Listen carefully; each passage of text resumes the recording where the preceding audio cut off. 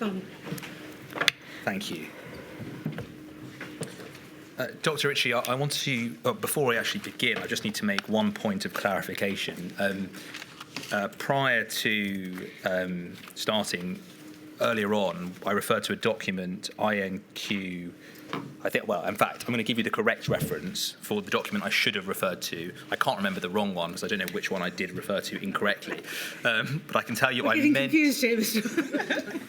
I got confused. The correct one is INQ 30398-180, and if just for formalities we could just have that on the screen for a second or two, we can then take it down and it will be corrected for the purposes of recording it. Thank you. Turning then back to your evidence, Dr. Ritchie, I want to deal with the issue of the role of high consequence infectious diseases, HSID, and the classification as an HSID, and how that plays a part in infection prevention and control, if it does at all, and how it in fact did play a part during the early part of the pandemic. So starting point, it's right, and I think you acknowledge, in January 2020, COVID-19 was designated as an HSID, if I can use that acronym. That's correct. Generally, is it right that HSIDs are divided into two categories, contact and airborne? That's correct. What is the difference between a contact and an airborne HSID? So the difference is how they are transmitted. So a contact HSID spreads primarily through direct contact with an infected person, their bodily fluids, tissues or contaminated materials. An airborne HSID spreads via respiratory droplets and aerosols and may also involve contact routes. So the key point there is that in the context of an HSID, the categorization of airborne encompasses both respiratory droplets, or droplets, let's use droplets for the sake of clarity, and aerosols. That's correct. Do modes of transmission, other than in the way you've just described in terms of distinguishing between whether something is an airborne or a contact HSID, have any bearing on the fact that something is designated as an HSID? So the mode of transmission of an HSID classification does not differentiate between transmission modes. Put another way then, just trying to clarify this, are the implications from an infection prevention and control perspective in terms of the requirement to wear respiratory protective equipment and I think using negative pressure runs the same if you're dealing with a contact HSID and an airborne HSID? That's correct. So in January and until March 2020, because of the fact that COVID was designated as an HSID, it was a requirement for all healthcare workers to wear respiratory protective equipment and also to be dealt with in negative pressure rooms. Is that correct? That's correct. The decision was then taken to declassify COVID as an HSID, and following that, is it right that the stringent requirements about how to deal with the virus, because of the fact it was designated in such a way, fell away, and there was no need to, at that point necessarily, or deal with what actually happened, but once it was not categorised as an HSID, those requirements were not, you didn't need to abide with those requirements necessarily? That's right. So when something is classified, or a pathogen is classified as a high consequence infectious disease, be it contact or be it airborne, there is one PPE kit ensemble, as we refer to it, that includes a which includes an FFP3 respirator, RPE. So it does not matter how that HCID is classified, the PPE ensemble or kit is exactly the same for both contact and airborne. So it may well have been, and it may be your evidence that this is the case, that whilst COVID was designated as an airborne HSID, it was not thought necessarily that it was airborne, but it may have been thought that it was spread by droplets. And as a result, because it was an HSID, it was designated as an airborne HSID and requirements to wear respirators applied. Correct. On reflection, I think you recognise that this is an area where there is quite a great deal of scope for confusion, isn't there? Indeed. There are a number of terms that are used in different contexts, which, from a layperson's perspective, seem very similar. I can mention some of them, but is it right that in this context, of course, airborne means both droplet and aerosol, but in other circumstances, airborne is essentially synonymous with aerosol? Correct. It's also right that there is a term used to describe an aerosol that's often used, I think, scientifically, but also in clinical circles, as droplet nuclei. But that refers to an aerosol, doesn't it? It does. Not a droplet. No. You recognise quite clearly then that there is, without even going into the detail, immediately a challenge in understanding what's being spoken about, given the way in which these terms are referred to. Yes. And is it right that NHS England has looked to undertake some work to try to assist with clarifying these things? And do you think that it is important that definitions of these terms can be clarified in a way that it is clear without any ambiguity what each of them refer to? Yeah, I think there's definitely scope to be clear on definitions and what they mean. It's really important that we make things clear to our frontline healthcare workers so they know exactly what to do, and that we are speaking a common language, which when we talk about different terms, that people understand exactly what we're talking about. The work that NHS England is looking at currently is almost going back to the history in a way of how did we end up with those three definitions of contact, droplet and airborne, and just bringing that information forward and understanding the terminology. We have had a publication more recently from the WHO who have looked at terminology and again have given some different terms to describe contact, what effectively would have been droplet, and airborne, both short and long range. And so is that something that you think the WHO are doing and that should then be adopted worldwide, or is it something which you think we within the UK can define ourselves and ensure that is consistent nationally? I do think it would be important to have some, if the WHO have made those inroads, and I know that the work that they have recently done in the publication and the terminology that they've looked at has included some professionals from the UK. So it is a global document that they have looked at and come up with terms. And I do think it's important going forward that international and national guidelines are aligned. And we did aim to do that throughout the duration of the pandemic. Thank you. At the outset of the pandemic, once COVID was no longer designated as a high consequence infectious disease, HSID, is it right that the starting point for understanding likely modes of transmission of the virus SARS-CoV-2 was what was known about SARS-CoV-1? In other words, what was known about COVID was informed by what was known about SARS. Is that right? That would be correct.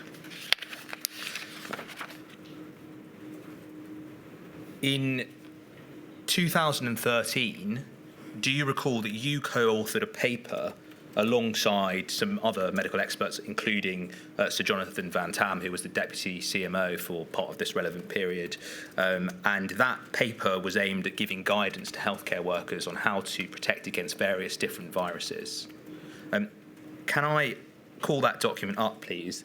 It's INQ 30130-561, and I want to go to page 5 in particular, please.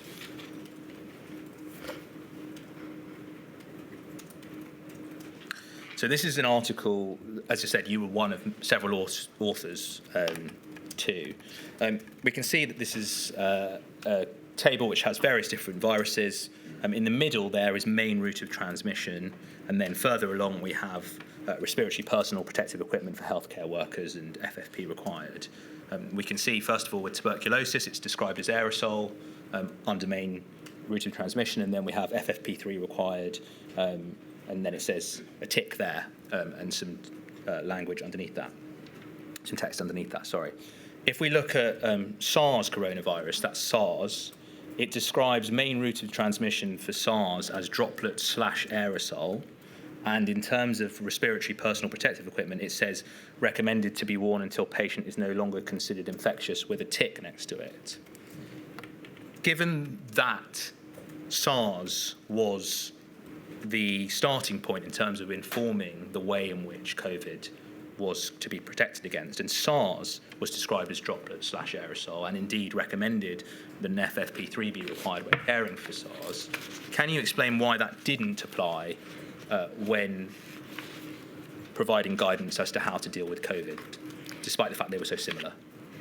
So the SARS-CoV-1, which would have been the SARS outbreak in 2003, and I think you're correct in saying that the principle of this paper was to help guide personal protective equipment, and particularly respiratory and facial protection. What it didn't do was specifically look at individual pathogens.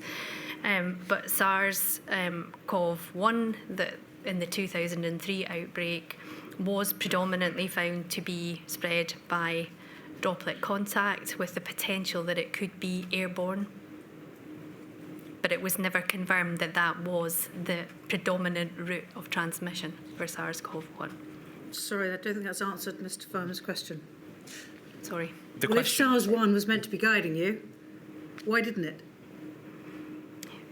Because this paper wasn't specifically targeted towards SARS-CoV-2. So this was a paper that was written 10 years ago, and SARS coronavirus 1, I think they did guide us in terms of droplet contact with the potential to be airborne transmitted. So it did guide us in that way.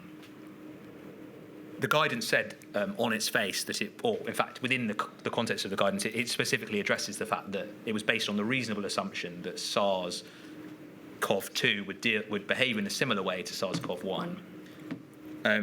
You say in your, perhaps it's easier to go to your witness statement, because at paragraph 110, there's a footnote to your witness statement which deals with this, and you say, the evidence that SARS-CoV-1 could transmit by aerosol was weak, circumstantial, and very limited in volume. So it was certainly possible and worth noting as a possibility due to the high consequence nature of SARS-CoV-1, but there wasn't evidence, certainly not with any certainty, to say that the airborne route was common/dominant. So that's obviously a different explanation, isn't it, to if we just look at this document, which does seem to describe the main route of transmission as being at least partially aerosol. Correct. But it seems that you're drawing a distinction in your statement between the two viruses, not based on routes of transmission, but based on the fatality of the case fatality rate, or the extent to which a high proportion of patients die when they catch SARS as opposed to when they catch COVID. Yes. So was that what guided you? Or not you, when I'm saying you here, I don't mean you personally, I should be clear. Was that what you think guided the guidance, or that guided those who were making the guidance? The fact that COVID wasn't going to kill as many people proportionally of those who were infected as SARS? Sorry, could you... A high proportion, was the fact that a higher proportion of people who catch SARS die part of the reason that you recommended that airborne precautions be taken against SARS than with respect to COVID? So part of the declassification, so more information was coming out with regards to how SARS-CoV-2 was being transmitted. And with that information, we were using that from NERVTAG, from SAGE, the bodies who were looking at the science, to inform or translate that science in what would be infection prevention and control guidance. Sorry, I'm just because I think this is important, I'm trying to understand from what you're saying whether or not, in fact, you did look at SARS to inform the way in which you dealt with COVID, but in fact you thought SARS was predominantly droplet-based, and that was why that influenced the way in which the guidance was produced for COVID. But the difference with SARS is that it's deadlier, essentially. Yes. Is that the distinction that was being drawn by those who were producing the guidance, do you think? Yes. Okay, thank you. That can come down, that document. The inquiry has also heard criticisms, I think in Module 2, from Professor Catherine Noakes, who was, I think, on the environmental modelling group, and she said, to summarise essentially, that she considered that there may have been a belief or a consideration that we needed a higher threshold of evidence to be confident that airborne transmission was occurring, whereas with respect to droplets and contact, it was sufficient to make assumptions based on what was reasonably known previously. Do you think that's a fair criticism? Sorry. Put another way, was a higher threshold of evidence required for airborne transmission as opposed to droplet and contact transmission?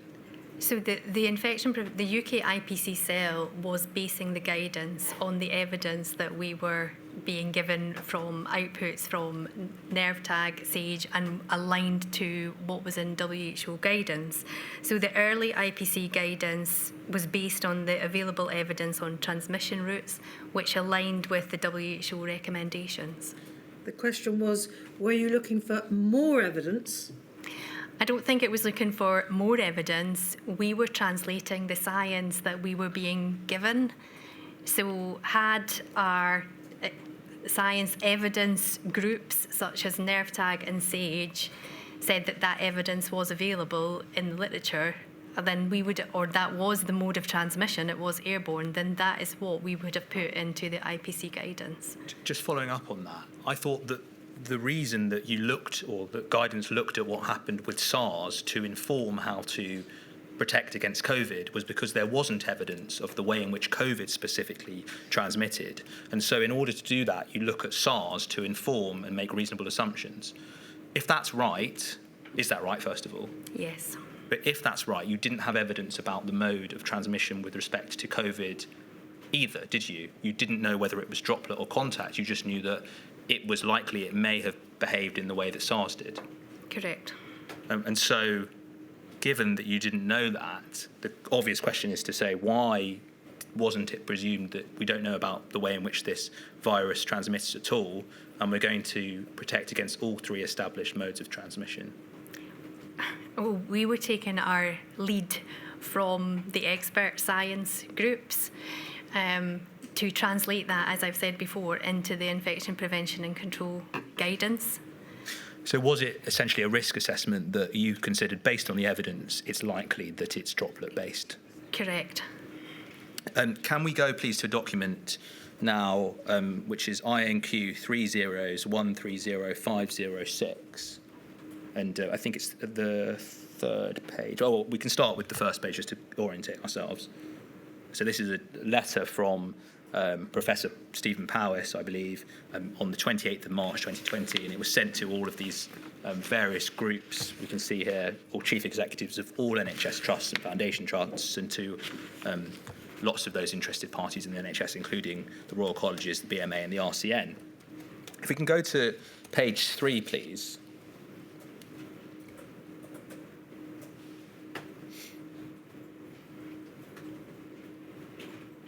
If we can look at the second paragraph under comparison with the WHO guidelines, just about 4 lines up from the bottom, it says this: COVID-19 is not airborne, it is droplet carried.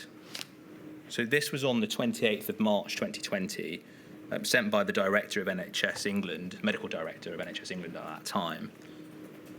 Of course, do you think that it was helpful to be this definitive about the way in which the mode of transmission was for COVID-19 this early on in the pandemic?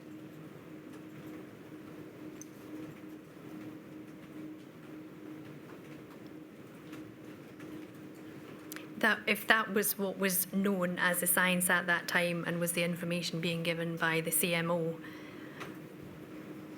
I think this reflects, in fact, a tweet or is similar to a tweet which the World Health Organization similarly put out, saying more or less the same thing. But let's take it back to your perspective. You obviously involved heavily with the IPC cell. You chaired it for some time.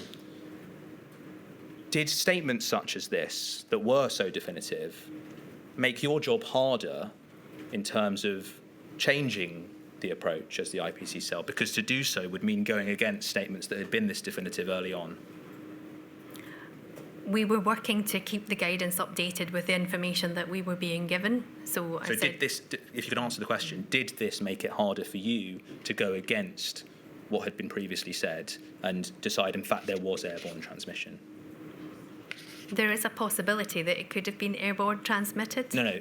The question is, did statements such as this influence you on the IPC cell and make it more difficult for you to say, actually, this is an airborne virus, notwithstanding what's been said previously? No. Okay, thank you.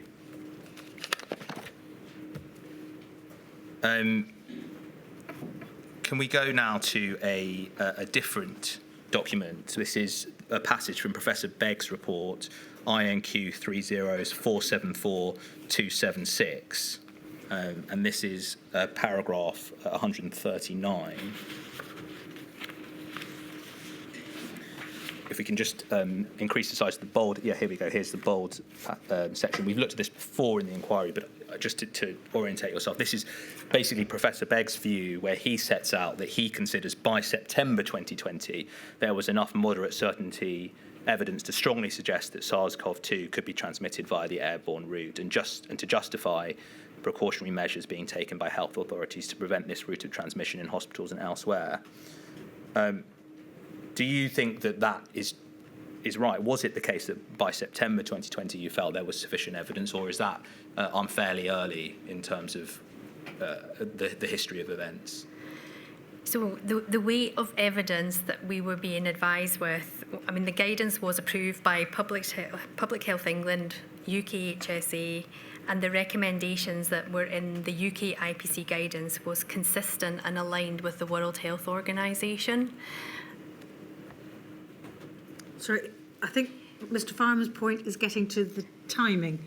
Do you agree there was enough, what the professor called moderate certainty evidence, I think he means moderately certain evidence, that SARS-CoV-2 was aerosol transmitted by September 2020?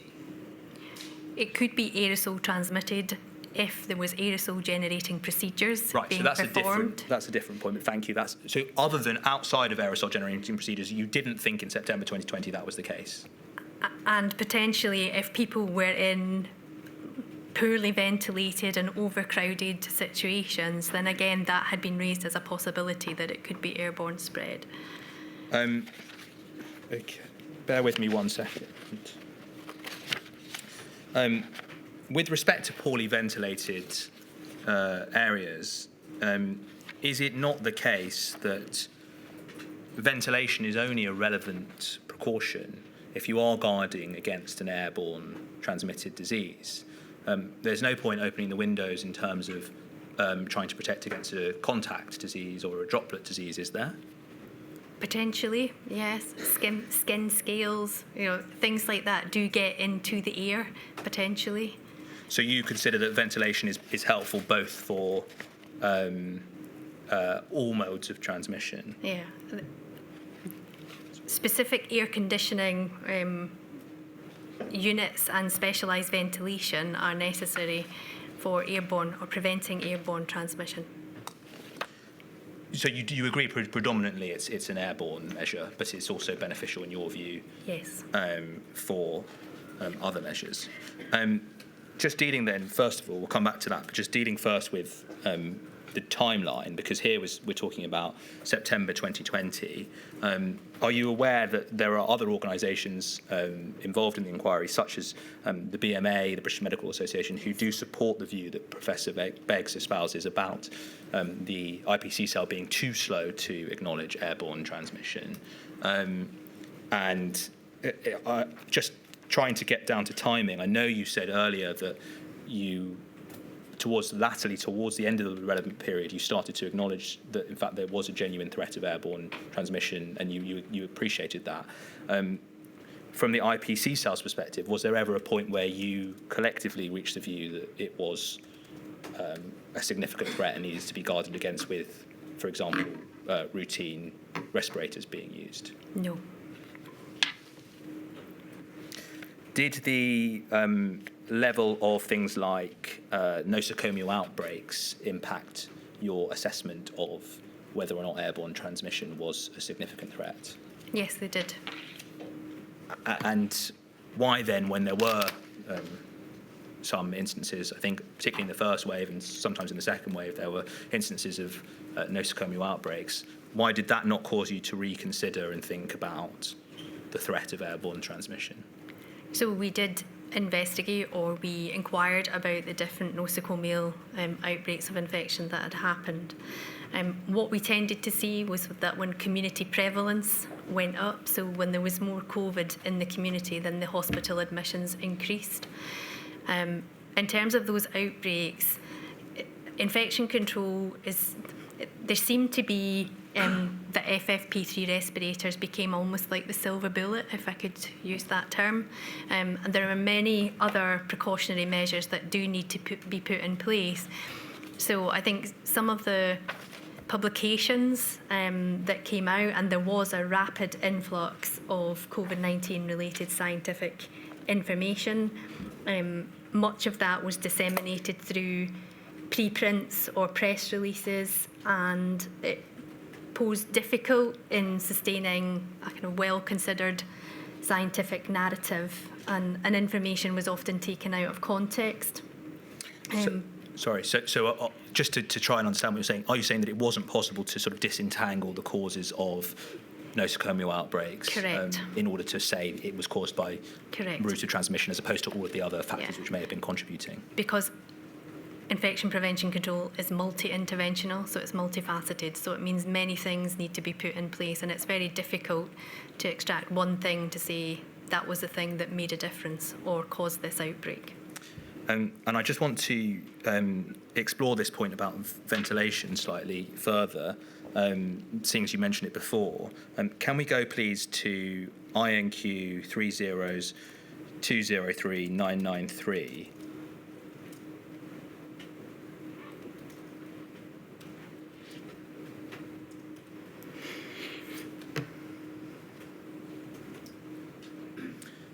This is a paper from September 2020 which SAGE produced, and it says, role of ventilation in controlling SARS-CoV-2 transmission. In this executive summary, just to deal with this point, it says, ventilation is an important factor in mitigating against the risk of far-field aerosol transmission, but has no impact on other transmission routes, high confidence. So that's SAGE's view, that's the view of the ENG. That's inconsistent with what you've just said, isn't it, about ventilation being a good measure generally to take in infection prevention and control? In the context, so this is set in the context of SARS-CoV-2, I think what I was saying earlier was other pathogens have the potential, and ventilation is important. But you would accept then, would you, that with respect to SARS-CoV-2 or COVID, ventilation is only a useful precaution measure if, in fact, you are accepting as a prima facie standpoint that, in fact, there is airborne transmission outside of aerosol-generating procedures? Okay. I'm asking you the question. Is that not? I'm not telling you it's your evidence, but what is your position on that?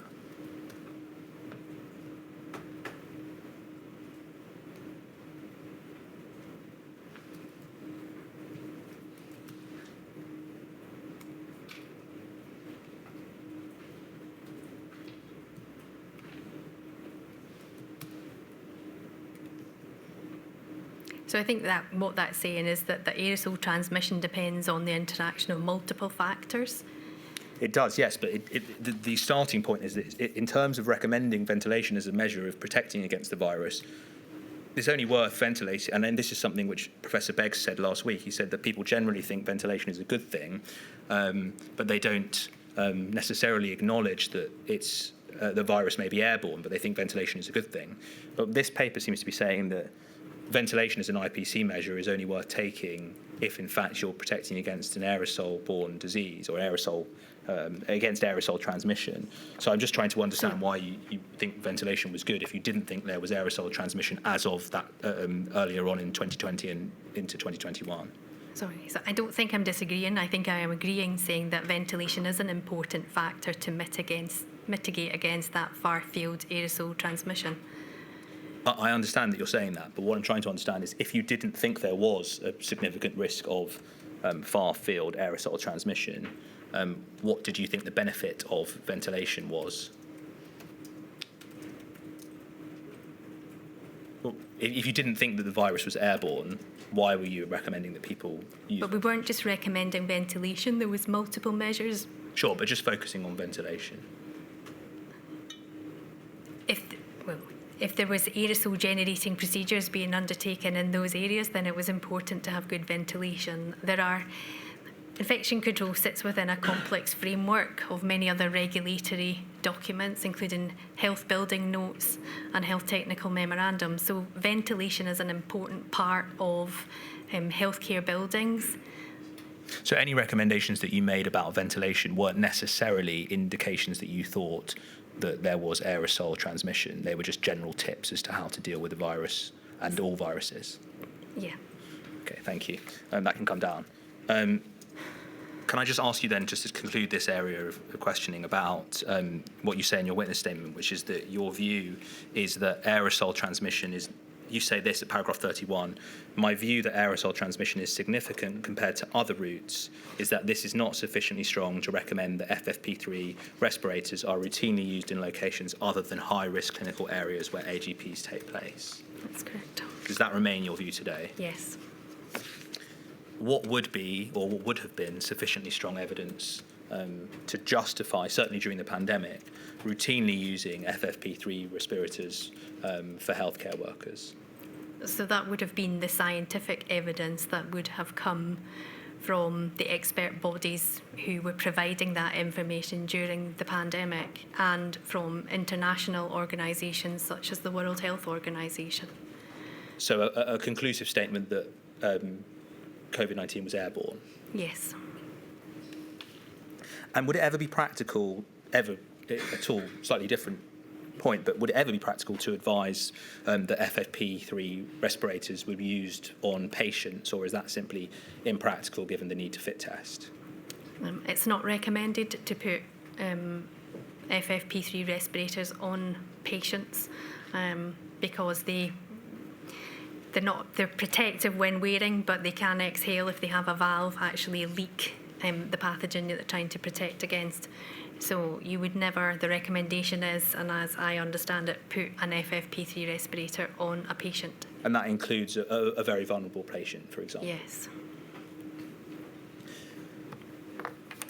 We were speaking earlier about the March 2020 guidance and the what informed it. The guidance itself was also adapted, I think it says on its head, from the pandemic influenza guidance. Is that right? That's correct. You've described in your statement that while you were at Health Protection Scotland, you led a working group commissioned by the Department of Health and Social Care to review pandemic influenza control guidance. Is that right? That's correct. Does it follow that, of course, COVID-19 was a different virus to pandemic influenza or influenza generally, but the principles that were derived from that review on how to deal with the pandemic and the pandemic influenza virus also applied to the way in which you would approach COVID-19, given that that guidance then was adapted for the COVID-19 guidance? Yes. You say in your statement at paragraph 89 that one of the conclusions of the review was that during a pandemic, supplies of RPE and PPE may become scarce, making it essential to avoid unnecessary or inappropriate use. This is a principle that it appears to apply to all pandemics, is that right? Correct. But you go on to say in your witness statement that the supply of PPE did not influence the IPC advice provided by the UK IPC cell. That is correct. Can I try and understand the 2 points you're making there? Are you drawing a distinction between being guided generally by a principle that it's important to avoid inappropriate and unnecessary use of PPE and RPE with the fact that you weren't monitoring the numbers of supplies of PPE to inform the guidance that you gave? Sorry, could you? You say as a general principle it's important to avoid unnecessary or inappropriate use of PPE, but you then say that the supply of PPE didn't influence the advice you gave. Are you saying that you were informed by the general principle that you need to avoid inappropriate use of PPE, but you weren't informed by the actual level of supply of PPE. That's correct. Can we look, please, at INQ 30489907, page 31, paragraph 6.33. This is a passage from Dame Jenny Harries, who was the Deputy Chief Medical Officer's witness statement. And she's discussing the selection of procedures of aerosol generating procedures in March 2020. She says, 4 lines up, the list of AGPs included chest compressions, don't worry about that. There were, at that time, extremely constrained supply of respirators, and so they were prioritised for staff performing the highest risk activities. Alongside this, there was a recommendation that FFP2s also be sourced, okay? So she seems to be saying here that the constrained supplies of respirators directly impacted on the designation of aerosol generating procedures, which would suggest that supply did influence IPC advice. So she seems to be saying that she has a slightly different view to what you say the UK IPC cell's view was. Is that correct?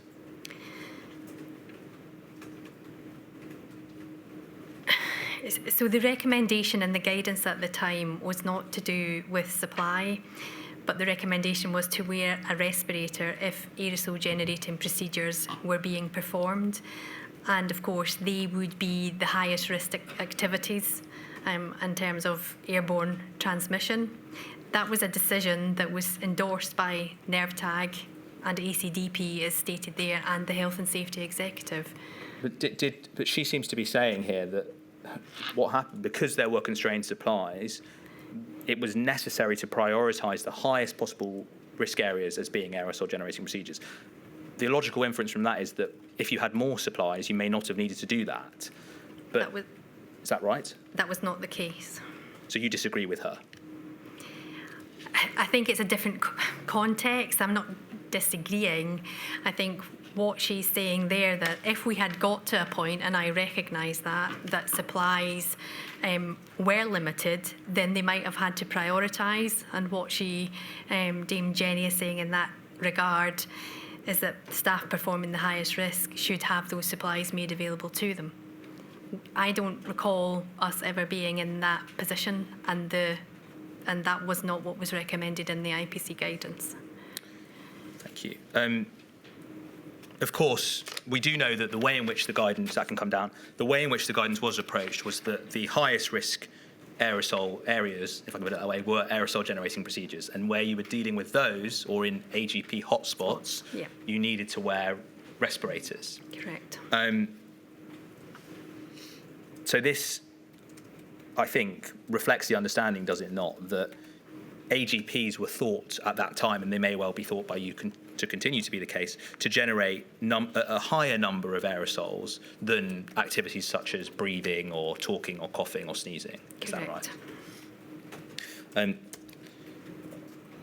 The inquiry has received evidence from organisations such as the Royal College of Anaesthetists, the Faculty of Intensive Care Medicine and the Association of Anaesthetists. And I just want to take you to a passage from their witness statement that they've set out. It's INQ 303892444, paragraph 291 to 292.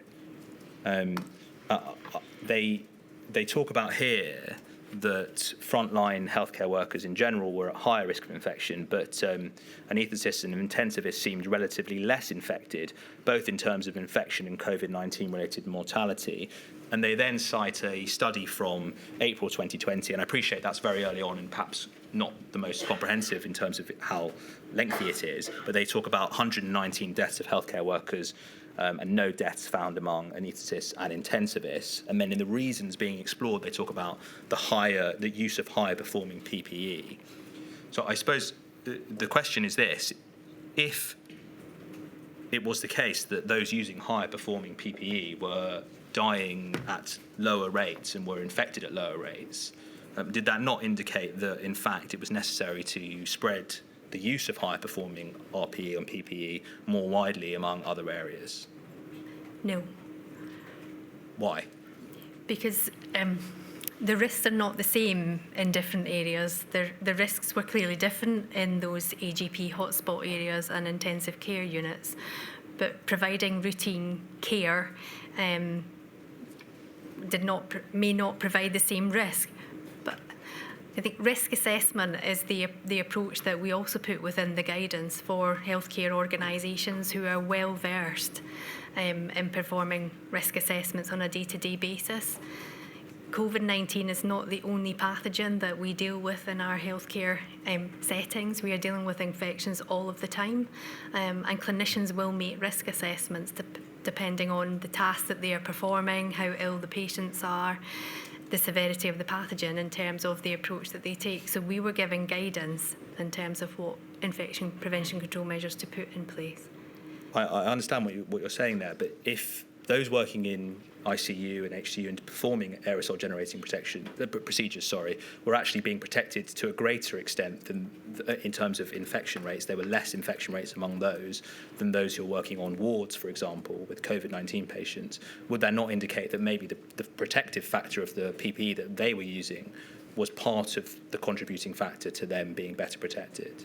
We come back to previous discussion response, trying to extrapolate out that was a defining factor, that they were wearing an FFP3 respirator, is quite difficult. Thank you. That's clear. Can we take that down, please? A linked issue is really the distinction that is drawn between aerosol generating procedures and other procedures. We've heard the evidence of Professor Beggs, who doesn't think there is a huge distinction to be drawn between them. And I think the British Medical Association, in their witness statement, called it a false dichotomy. So do you accept that there is, or began to be at least some way into the pandemic, a reasonable body of scientific evidence which said, in fact, there isn't a distinction between the activities that do and don't produce aerosols in terms of aerosol generating procedure? You accept that as a reasonable body of science? Yes. And I suppose then, of course, the obvious question is, would it then have been appropriate, if that was the case, and you accepted that to be the case at the time, to have more widely recommended use of respirators? Sorry, I don't follow. If, in fact, you accepted there's a reasonable body of scientific evidence that says aerosols are generated in a number of different circumstances, not just aerosol generating procedures, if that's an accepted scientific view, does it follow that respirators should be more widely used? No. Why not? Because I think respiratory droplets or respiratory particles that come out of your mouth, they do vary. So, and we go back to that, the droplets, so there are multiple different sizes. I think what we recognise is that there is now probably a continuum of those droplet sizes and not the demarcations that we had before. But so again, it doesn't follow that FFP3 respirators should be worn for routine activity when there are other measures that can be put in place, and source control, so patients wearing an FRSM, the staff are wearing an FRSM, and other infection prevention and control measures are put in place. So the FFP3 wearing is not the silver bullet to prevent an infection. I understand what you're saying about other measures, but of course, you acknowledged earlier on in your evidence that using an FRSM won't protect against the inhalation of aerosols. And so if aerosols are generated in lots of other areas, using that won't protect you in the way that a respirator will. So why not use a respirator in those circumstances if there is aerosol risk of transmission? Because we're trying to control all of the factors. It's not just down to the PPE, so the kind of environmental factors are another, and when viral load is important as well, and there's likely more viral load in a heavy droplet that comes out of someone's mouth that will fall quite quickly, rather than fine aerosols that will remain suspended through the air. And FFP3s are not a comfortable piece of kit to wear, and in certain circumstances, we had frontline nurses telling us that they found it difficult to breathe. So I think it's important that we look to those other hierarchy of control measures that the Health and Safety Executive have set out about how processes that we put in place, the environment, the ventilation, notwithstanding that PPE is important, but it's not the silver bullet. If, however, we are going to distinguish between the procedures which do generate aerosols and those which don't, and I know what you say about respirators not being the only way of protecting against aerosols, but if we are going to say that some procedures are aerosol generating procedures and therefore recommend a higher level of respiratory protection in those areas, do you agree that it's important that those procedures that are designated as AGPs are correctly so identified? Yes. There are two disadvantages, aren't there, both in terms of wrongly categorising a procedure which is in fact not aerosol generating and failing to designate one which is in fact aerosol generating. Sure. Do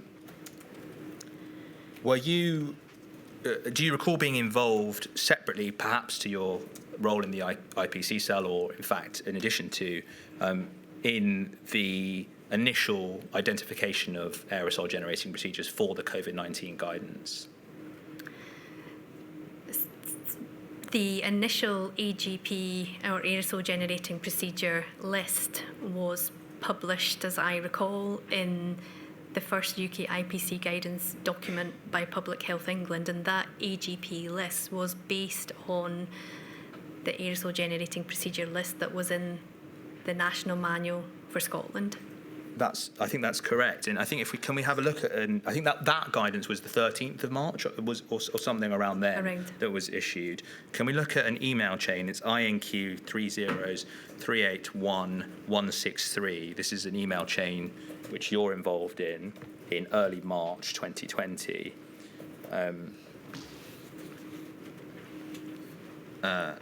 And if we start, you can see right at the bottom there, there's an email from Susan Hopkins of Public Health England, Professor Hopkins, I believe it is.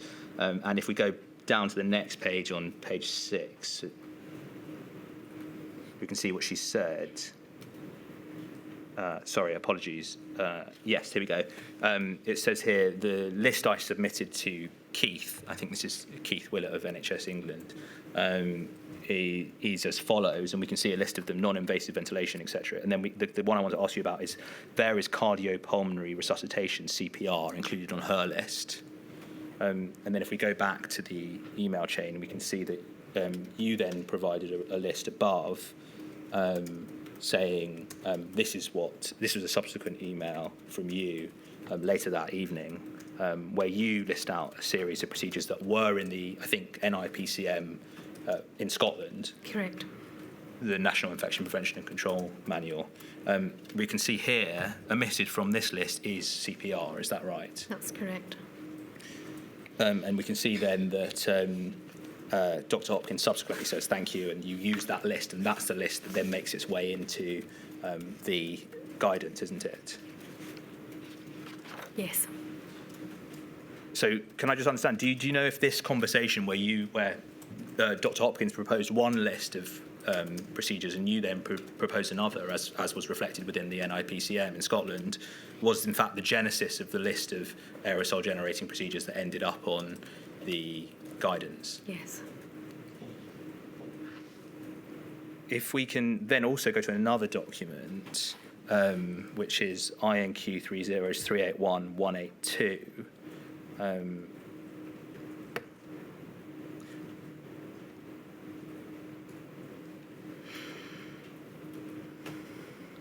This is an email of the 25th of March 2020, and there are a number of individuals, of senior clinicians and in senior roles in NHS, I think in Public Health England at least.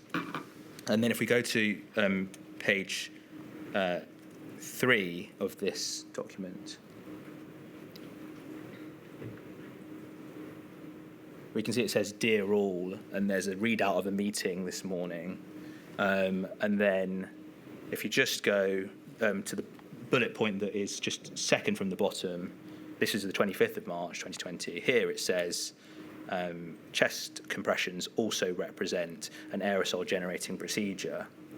So what I want to clarify first of all with you is that chest compressions and CPR didn't end up in the guidance, we know that. But as of 25th of March 2020, and indeed of Dr. Hopkins' initial list, there were senior clinicians who did think that CPR or chest compressions were procedures that should be designated as AGPs.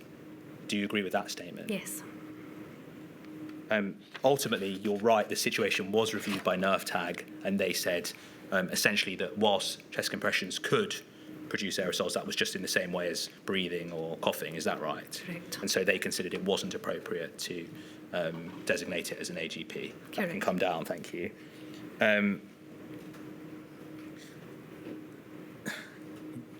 I just wanted to just tie this up with one more document, if that's okay, and go to a document of INQ 30189351.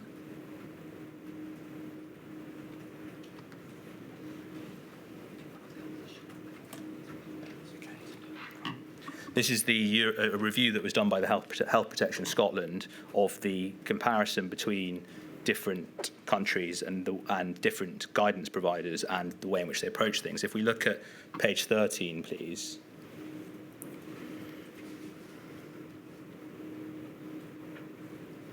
This is the guidance that was given by the European Centre for Disease Prevention and Control. I think it says last access there, 4th of May 2020. Under guidance on AGPs at the bottom, they do include cardiopulmonary resuscitation in an AGP in their guidance. So I just want to understand, this is an area that caused quite a lot of controversy, wasn't it? Yes. Given that there were a number of clinicians and indeed the European guidance classifying CPR as an AGP, was it perhaps not precautionary enough to have not included CPR as an AGP within the UK guidance?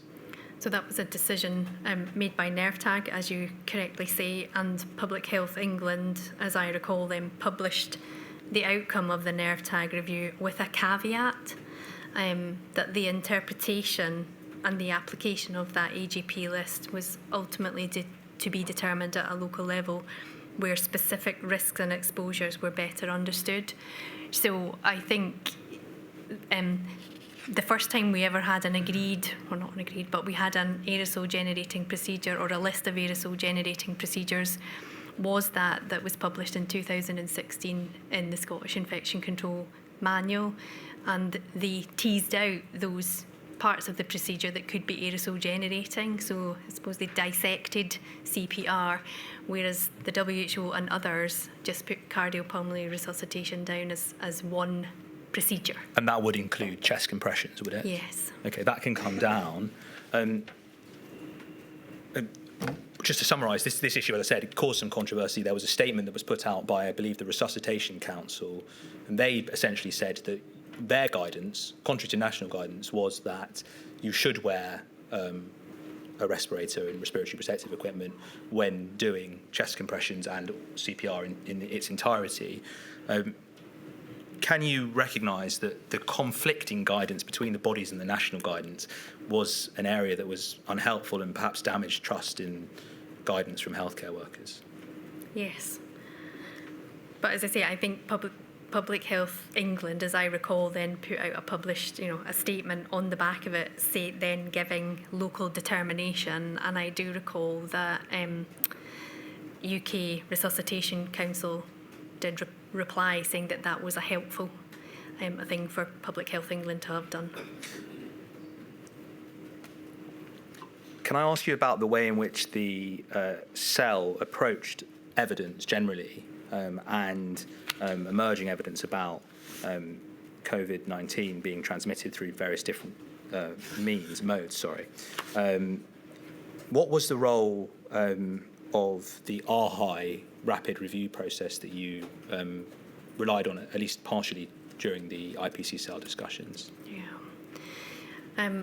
So Scotland had a national infection prevention and control manual, and that manual was underpinned by evidence reviews on standard infection control precautions and the basics of transmission-based precautions. So they had a well-established scientific evidence base for the manual in Scotland. So that provided a really good foundation for what was then the pandemic flu guidance for 2019 and was the document that we adapted.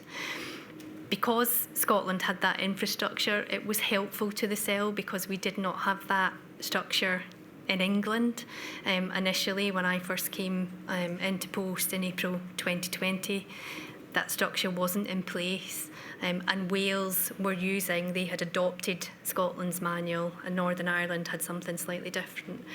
So Scotland were in a good position to support us with some rapid reviews. It wasn't the only place that we were taking evidence from, so see, they had the mechanism and the structure in place to do that.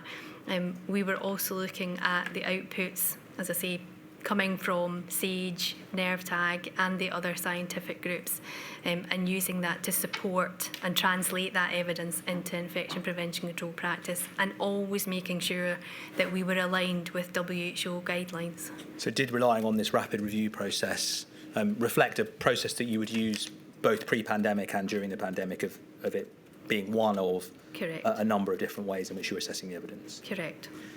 Do you recall a specific meeting of the UK IPC cell which took place on the 22nd of December 2020? And a discussion at that meeting about potentially extending the use of FFP3 masks that wasn't ultimately proceeded with, I think that's right, isn't it? Can we, just as a starting point, can we in fact go to INQ 303982444. I want to actually go to page 3 of this, if that's okay.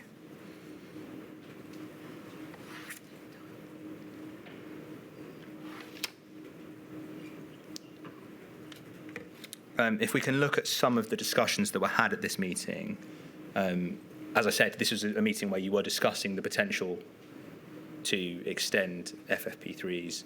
And you start the conversation on this page, and you're saying if a patient and staff face mask wearing and other IPC measures, e.g. decontamination of environment/equipment, are not being reliably implemented as they should be, it does not seem appropriate, in the absence of evidence regarding any change in the mode of transmission, that a change of PPE should be recommended. So that goes back, I think, to something that you're saying today about how it's difficult to disentangle the causes of increased transmission. Correct. And that you need specific evidence that, in fact, the reason for that cause is the increased aerosol transmission before recommending FFP3s be more widely used. Yeah, or a change in the mode of transmission. Then a fourth line down, it says, or fourth comment down, it says, someone says, if we increase the use of FFP3 masks, we need to consider stock availability. We touched on supply earlier, but is this a comment more about examining, if we do extend the use of FFP3s, we need to just make sure that that's not going to have an impact on putting trusts under additional pressure, rather than saying we don't have the stocks? Yeah, so that wouldn't have been a decision that we would have made, but if we had come to a consensus agreement that there had been a change in the mode of transmission and we were going to move to FFP3 masks, then that's something that we would have required to escalate across all the UK nations to senior clinical leaders, if that was the position, to say that we think there's a change here, this is going to impact on use. Thank you. And then two comments down, there's CB there. I think that's Colin Brown of Public Health England. He says, our understanding of aerosol transmission has changed. A precautionary approach to move to FFP3 masks whilst we're still awaiting evidence should be advised. So this is, it seems, one of the first points, I think, in the IPC cell meetings where someone is saying, in fact, we need to take a precautionary approach and extend the use of FFP3s. Can you explain, were you able to reach any sort of agreement on this during this meeting? Can you recall? I do recall that we did come to a consensus or an agreement, after which we pulled together a position statement setting out what our recommendations were, and that... I apologise. I think there's two meetings, there's the 22nd and there's the 23rd. If we Yes. carry on to the next page, we might be able to see what happens in this particular meeting. You say here that there's then a comment about fit testing by LI, and then I think that's Laura Imrie, and then I think you say we appear to have a consensus, and you've listed out what you have a consensus on, but you don't appear to say you have a consensus, or at least it's not within the bullet points, on the question of whether you need to change the level of PPE/RPE. That's correct. So was this a point at which the UK IPC cell wasn't able to specifically agree how to proceed with this issue, and I think you then met again the next day, is that right? So there was a consensus, and based on the information and the discussion that we had, as I recall, was that the new variant that we were discussing and whether that was going to have an impact on control measures was or seemed to be more transmissible, but what hadn't changed was the mode of transmission.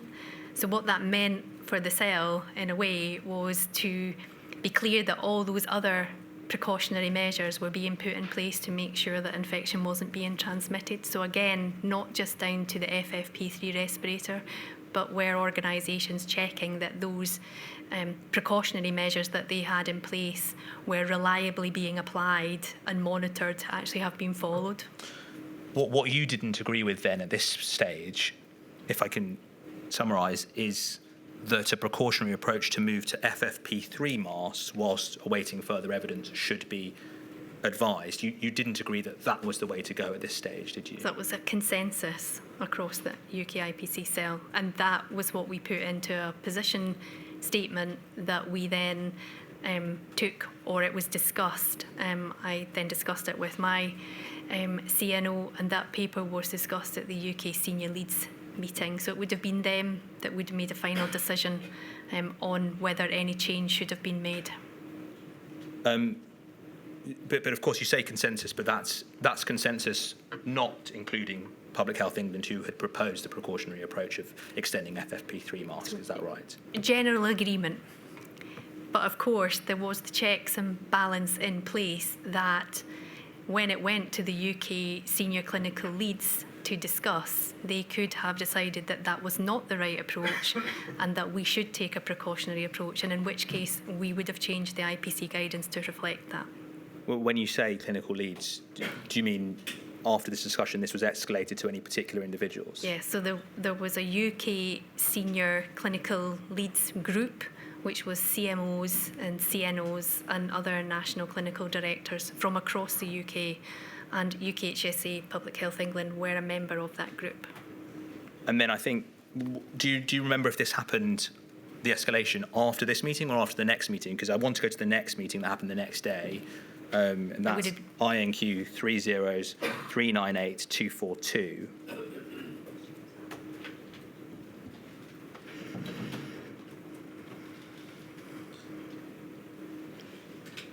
And here's page 2 of this.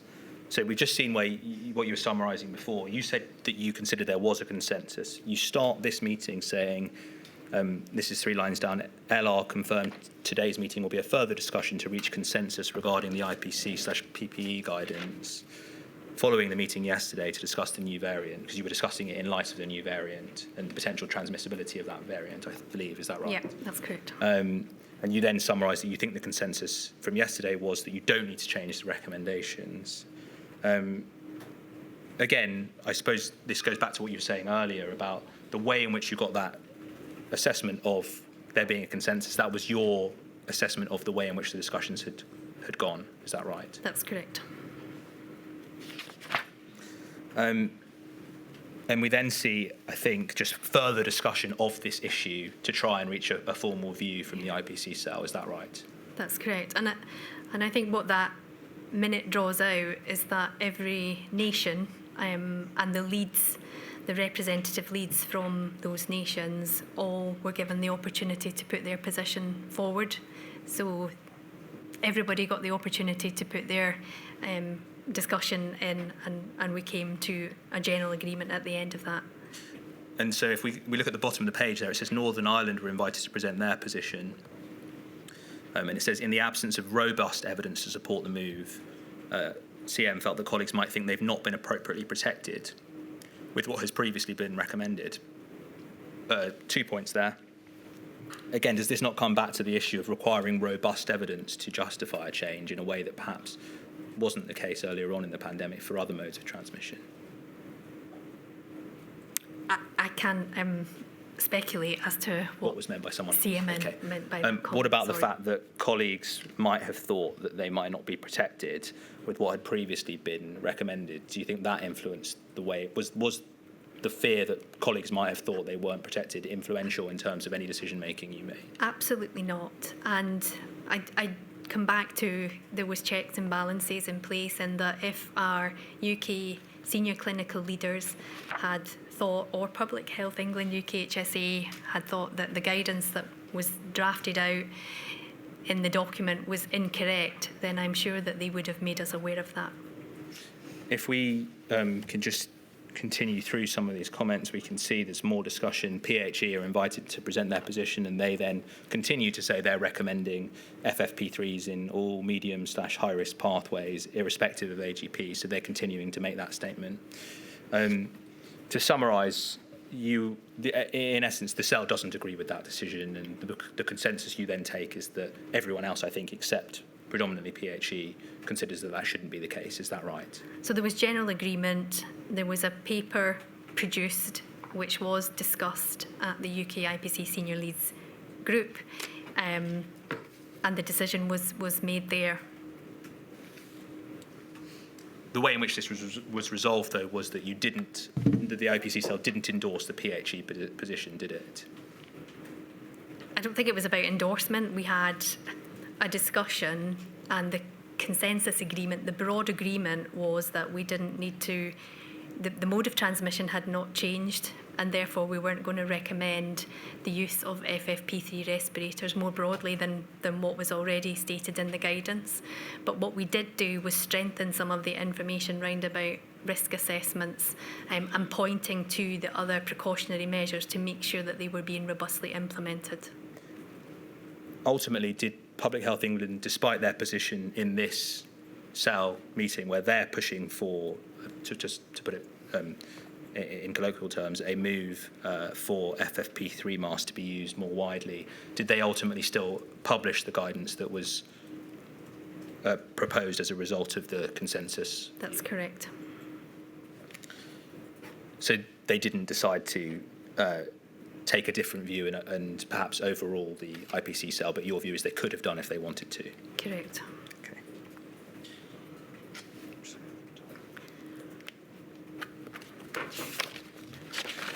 You mentioned just before the role of risk assessments, and you spoke about that, and you say that they had an important role in terms of properly applying infection prevention control measures within healthcare settings.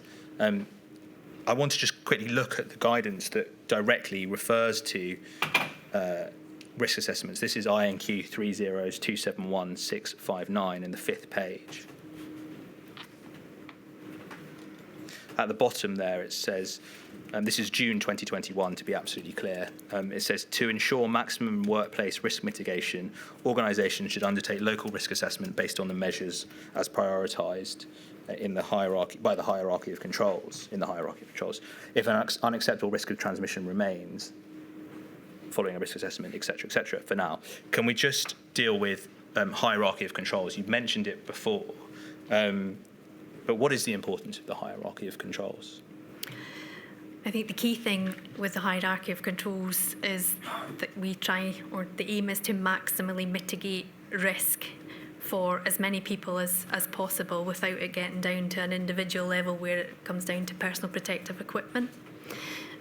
So it's dealing with the engineering controls, process. It may help if you've put a diagram in your witness statement. If I put it up, it might help you. Thank you.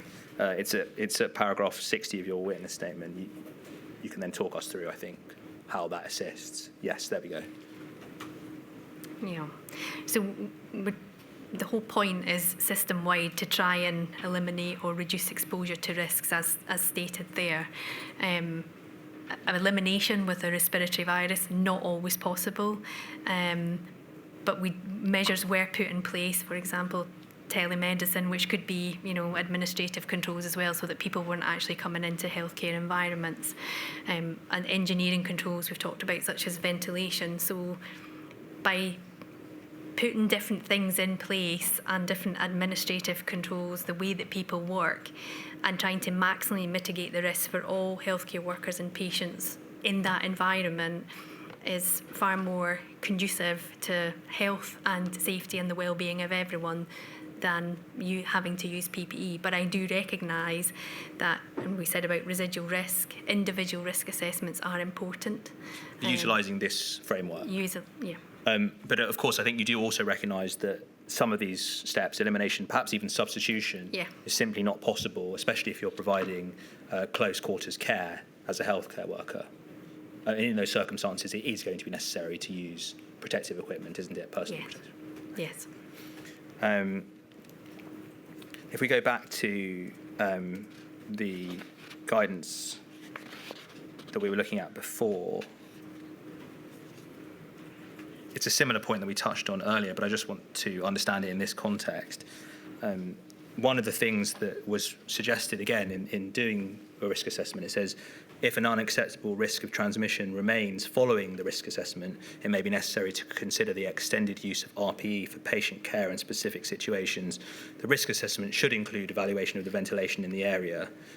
We spoke earlier about ventilation being a measure that was relevant to airborne transmission, but certainly in at least a paper from SAGE, they considered it was only that mode of transmission that it was relevant for.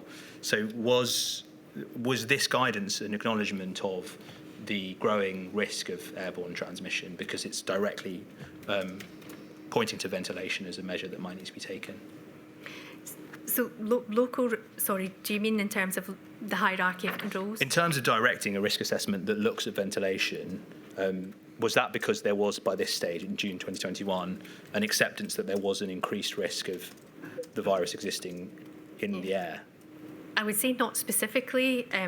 I think the hierarchy of controls and risk assessments are something that should be inherent in healthcare organisations. No healthcare facility is free of risk, and therefore risk assessment and local risk assessments are vital to adapt infection prevention control measures to specific environments and specific healthcare settings. So you're looking to identify what are the unique infection risks in this area and then ensure compliance with the recommendations and guidance and that those are being reliably applied. In terms of directing the need for risk assessments, was this something that was directed at organisations, employers or individual healthcare workers? At different levels. I mean, for employers, the Health and Social Care Act for healthcare premises includes within that risk assessments. I mean, our clinicians do risk assessments probably every day when they are seeing their patients and managing their patients. I think risk assessment of the environment will include many people. It's an employer's responsibility to ensure health and safety in the workplace. So the risk assessments would be carried out by a multidisciplinary team of individuals, including ventilation engineers, and ensuring that that approach was taken. The inquiry's heard some evidence and has received some evidence that there are challenges in terms of actually conducting risk assessments, and that sometimes guidance that requires an additional step to be taken in terms of then doing a risk assessment can be difficult for healthcare workers to actually implement. Do you accept that directing an organisation to do a risk assessment is essentially making them make the decision about the level of risk rather than guiding them as to how to protect against the virus? I don't think it's directing them to do it on their own. I think there is guidance there to do it. Risk assessment is something that is, ingrained within healthcare systems.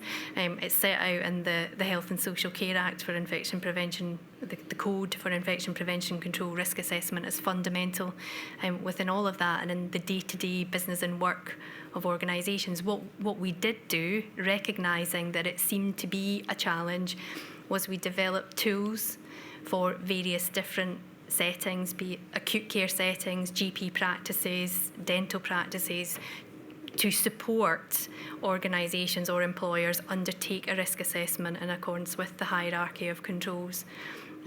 We also had teams within, or personnel, colleagues within the national IPC team who were part of a support mechanism who would go out and help organisations where they were struggling or where they had outbreaks of infection to help them undertake some of the risk assessment and put mitigating measures in place.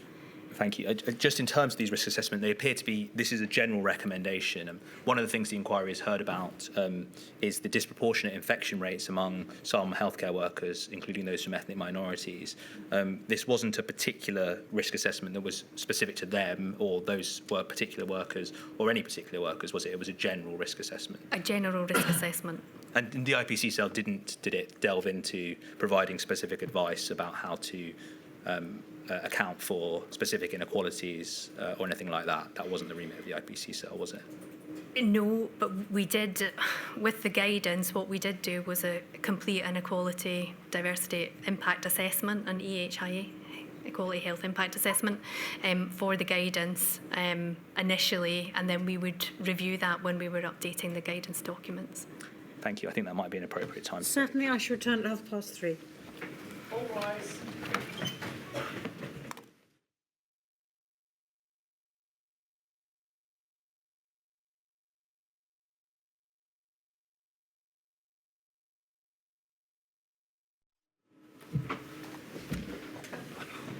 Mr. Farmer.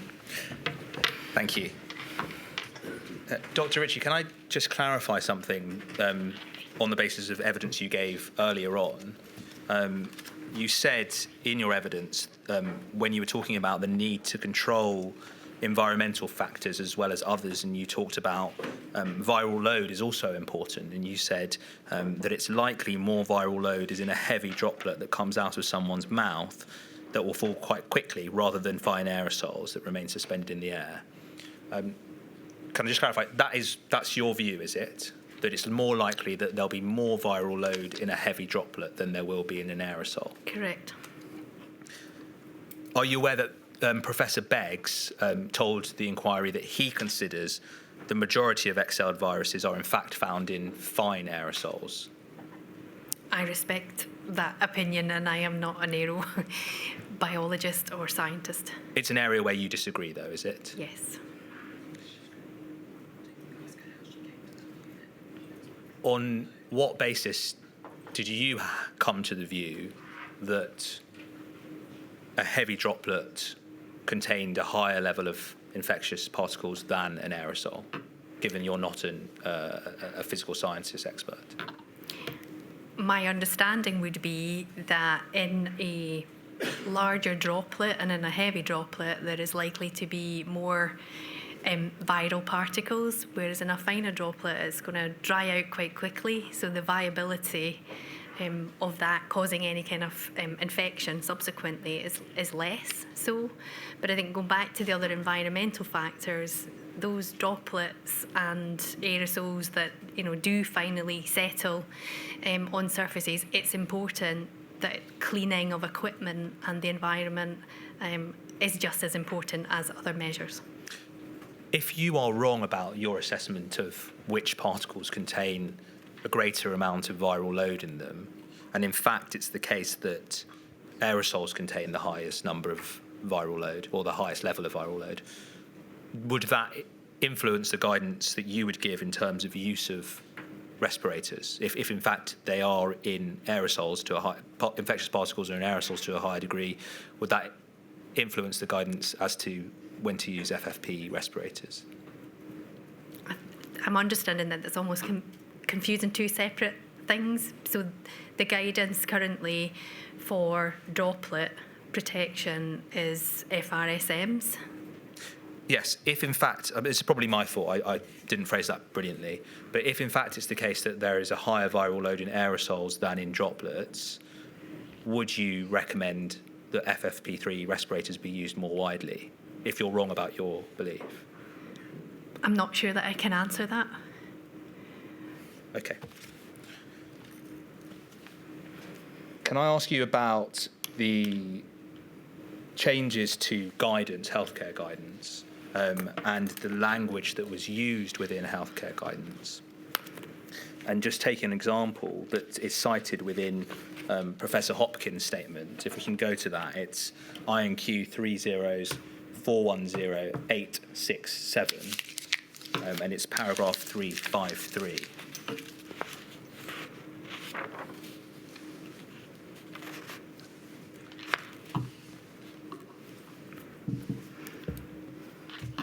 So here she's describing a change that was made to the IPC guidance, where it said, where a risk assessment indicates it, RPE should be available to all relevant staff. The risk assessment should include evaluation of the ventilation in the area, operational capacity and prevalence of infection/new SARS-CoV-2 variants of concern in the local area.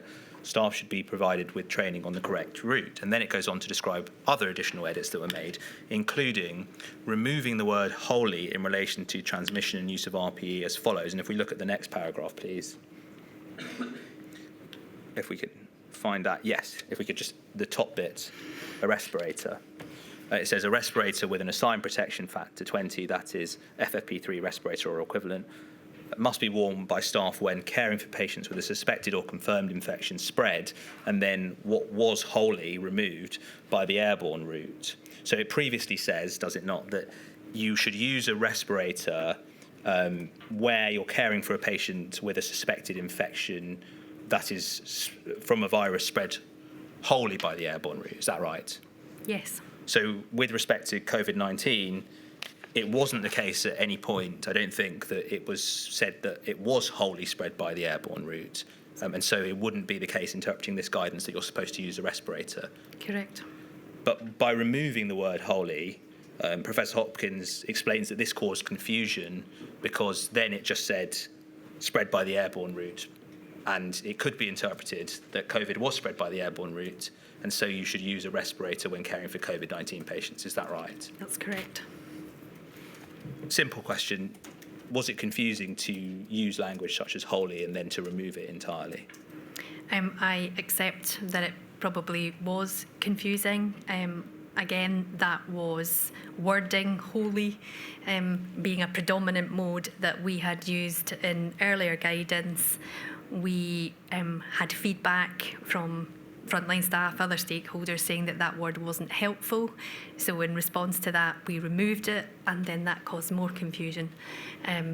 So yes, I accept that terminology, language is something, having a standardised and consistent language base will be important going forward, absolutely. I think, in fact, what happened was the word predominantly was in fact added in to replace the fact that there was no word. But predominantly, I mean, how did you expect a healthcare worker to know whether or not COVID-19 was spread predominantly by the airborne route? Is it for them, if the guidance doesn't expressly say that it is, how are they to know whether or not it is? Well, I don't think the guidance didn't express that it was predominantly spread by the airborne route, so it did cover other contact measures. So the guidance wasn't just about the airborne route. The guidance covered contact, droplet, and airborne. So invariably, those transmission routes do not happen in isolation. And we talked earlier just about the environmental impact, that if you've got droplet spread or airborne spread, you invariably will have contact spread as well if you don't keep the environment clean. So it's a very complex number of procedures. So the standard infection control procedures and the transmission-based precautions. What happens is that there's the chain of events, as I understand it, is it goes from, in fact, it might help if we look at INQ 30502-072, which is a document that's been produced by the Inquiry's trio of experts, Shin, Gold and Warren, who summarise changes to the guidance. If we just look at what happens afterwards, if we go down and look at March, 15th of March 2020, it says that what happened was it was then changed to saying predominantly by the airborne route. So if I can just summarise, is what happened, it started off from January 2020 saying wholly spread by the airborne route. It then changed to be removed and there was no word at all there, it just said spread by the airborne route, and it then said predominantly spread by the airborne route. Is that right in terms of the chronology?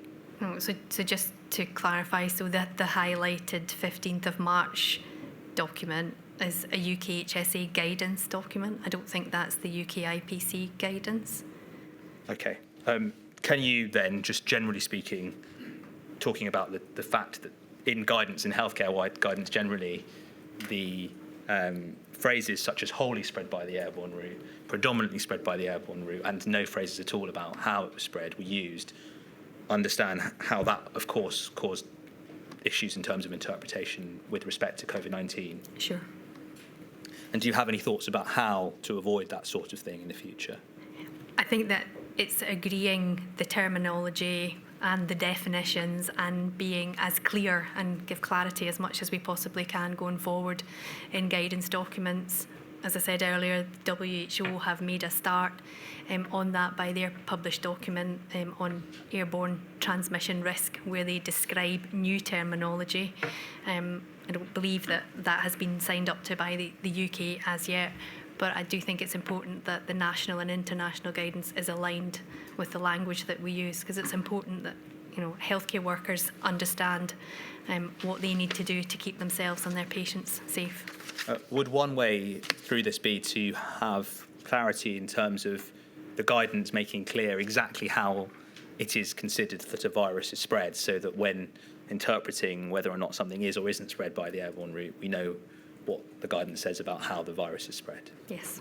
Thank you. Those are all my questions, my lady. Just before we turn to the core participants, going back to the routes of transmission, Dr. Ritchie, you've been asked a little about this, but where there is uncertainty, would you agree that the precautionary principle should be applied? I do agree that the precautionary principle should be applied. That is a number of measures in its broadest term. So again, I don't think it's just one thing. So the silver bullet of the FFP3 is the answer and the precautionary measure to SARS-CoV-2. I think there are multiple other interventions from an infection prevention control perspective that need to be put in place, because none of these transmission routes function in isolation or act in isolation. I understand that. It's just that if you have uncertainty and there's a possibility and you don't know yet that the pathogen could be airborne, aerosol, let's say aerosol because confusion nature of the HSID classification. So you have a possibility it could be aerosol. Amongst the package of measures, if you're going to exercise the precautionary principle, wouldn't it be best to advise the highest level of face mask protection that is reasonable? In other words, the I can never get it right, FFPR3. FFP3. Oh, you know what I mean. Wouldn't it be best to advise the highest reasonable measure of face mask? But not every situation is the same. So in those higher risk areas, then where people are exposed to aerosol, so you need aerosol precautions, then absolutely. But in other given routine care, when the predominant mode was understood to be droplet, and it could be aerosol if aerosol generating procedures were performed, then FFP3 respirators might not be required. And I think this goes back to risk assessment. It's putting in place things that are risk-based and proportionate to keep healthcare workers safe and patients safe. But FFP3 respirators are not comfortable to wear. And if you, in setting that position with FFP3 respirators, it's then saying, well, when do you step down from that? And we're now living with COVID-19 as well. So I think there are multiple factors that need to be considered rather than just moving to that position in the absence of that evidence that it is airborne, to put everyone in an FFP3 respirator, or all our healthcare workers. But the premise of my question was there's uncertainty. So the uncertainty means we don't yet know the source of the transmission. And what I don't really understand is that the IPC cell seems to have become wedded to the idea that it was droplet and hadn't really thought about whether they should be exercising the precautionary principle on the basis it might be aerosol. But the IPC cell, with respect, I don't think was wedded to the idea. So initially, it was high consequence, it was declassified. So we were using known established frameworks.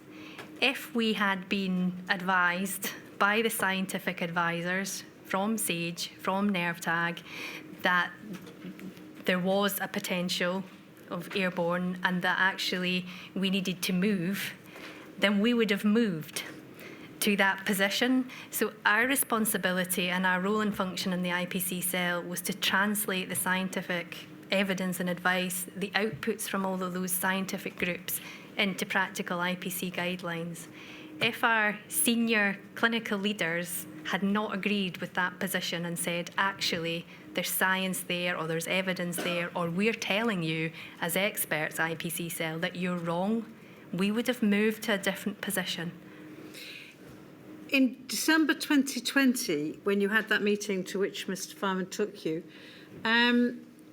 you had advice from the Public Health England representatives on the cell that the, I'm going to call them F3 respirators should be used, and that advice was not accepted. The consensus that the cell reached was not to go with that recommendation. I mean, Public Health England has some highly qualified scientists who work for it, doesn't it, or did have some highly qualified scientists. On what basis did the cell not accept that advice from Public Health England? So we had a discussion across all 4 nations. If Public Health England had felt strongly that we, again, were wrong with the broad consensus that we had come out with, and that the position statement that we put together with recommendations of not to move to FFP3 respirators for all, they could, as the lead organisation for infectious diseases in England, have trumped our decision and said we're moving. And that consensus statement and position statement that the cell put to the UK senior leads group has Public Health England UK HSE representation on that group. That document went there, it was discussed and it was approved. Had they not approved it and come back and said, actually, you guys are wrong, we would have changed our guidance.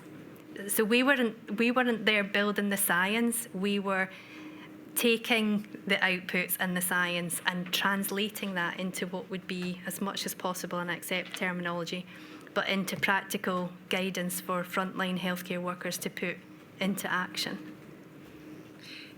On that point, can I just go back again to something, again, Mr. Fireman asked you about, which is membership of the cell. Given you were trying to interpret what was at times quite complex science and some top-notch experts on SAGE and the like and NERVTAG advising you, do you think now, looking back, that it would have been better if you'd had different experts on the cell? Potentially, now in hindsight, there is always room for improvement. And I think that goes back to what I initially said about, had I come in and there had been a structure, it would have been really helpful to know where everyone was placed in the roles and functions. I think given the role that we were performing at that time, we were senior infection prevention control clinicians, and our role was to translate that evidence into IPC practical guidance. I think we were qualified to do that, and we had our senior clinicians who would have advised us, had that not been right, to change that guidance. But yes, in future, I think it would be really helpful to have more of a structured, what should the membership look like, where does the evidence come from? So yeah, lesson learned. Thank you. Finally, from me, as you may know, there's one issue that's particularly concerning to a number of families, bereaved, pregnant women and the like, about visiting restrictions to hospitals. They obviously cause really serious concern. And given that visiting restrictions were imposed in the name of infection prevention and control, did the cell get involved in visiting restrictions? No. Not at all? We would have been asked, and I wasn't personally asked, but colleagues in the national IPC team would have been asked to comment possibly on those visiting guideline restriction document, but it wasn't a document that came from the IPC cell. Is there a reason for that, given, as I say, they were imposed in the name of infection control? Many things are imposed in the name of IPC, and it's trying to balance protecting healthcare workers and staff from infection and being proportional in that respect. Not always an easy balance to make, and hence the risk assessments are so important in situations like that, because local organisations have unique situations and can make decisions based on what they see and what they think will be right for their organisation. And particular patients may have particular needs, like a disabled patient. Sure, absolutely. They need a support Agreed. person. Right, Ms Morris, I think you've got a couple of questions for the Royal College of Nursing. Thank you, my lady. Good afternoon, Doctor. Could we have up, please, document INQ 000271659, and within that document, page 36. This document represents IPC recommendations produced by Public Health England. We don't need to look at it, but the preceding page makes it clear that this table relates to healthcare settings. And you can see a chart on this page which is headed PPE suspected confirmed COVID-19 patient/individual. And then in the top left-hand corner, you can see PPE required by type of transmission/exposure. And then if you look in the bottom row, bottom left, there's a reference to airborne PPE. And then there's a sentence at the end: if an unacceptable risk of transmission remains following rigorous application of the hierarchy of control. The RCN is concerned that it wasn't appropriate to apply the hierarchy of control in this type of healthcare setting, given the importance of having to provide care which meets individual patient need. And in the light of that, our question is whether use of this language of the hierarchy of control created a risk that decisions about granting access to PPE would be made wrongly, and in particular would allow the rationing of PPE. So that would not have been the intent of guidance. The hierarchy of controls and risk assessment, as I said earlier, is something that organisations would be performing and is part of the infrastructure of infection prevention and control. And by saying, an unacceptable risk remains, goes back to that individual organisation identifying unique risks for their staff in that situation and making a decision based on that risk assessment, and an individual risk assessment as well. If there were particular healthcare workers who felt that they were going to be at risk, then having those appropriate occupational health assessments. But do you accept that sticking with, say, trust level risk assessment, that language left it open to a trust to say, I don't know, we've got all the windows open, we've taken all these other steps, therefore we're not going to provide you with PPE? I don't think I can answer that question. I mean, I think organisations doing risk assessments all of the time. And the hierarchy of controls is something that the Health and Safety Executive, the Health and Safety at Work Act, it's not a new document. I don't, trusts were able to make those individual risk assessments, and I would like to think that they made them appropriately and did not withhold PPE from individuals who were risk assessed to need a higher level of PPE.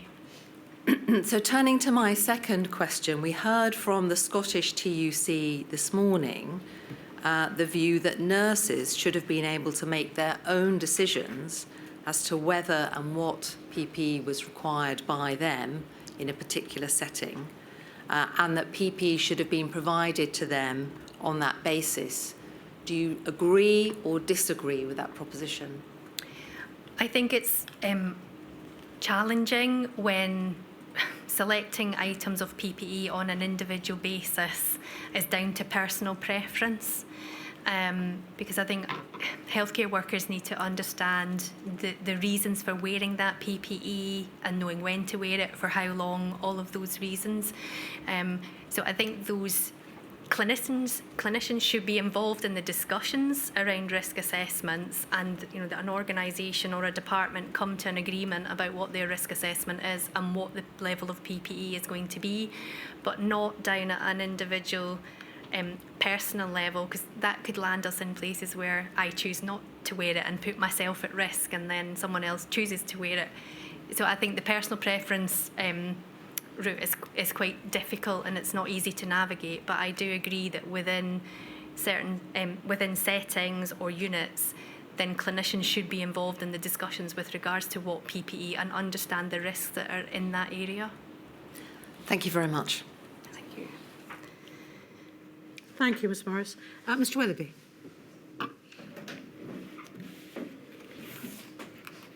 Thank you. Thank you.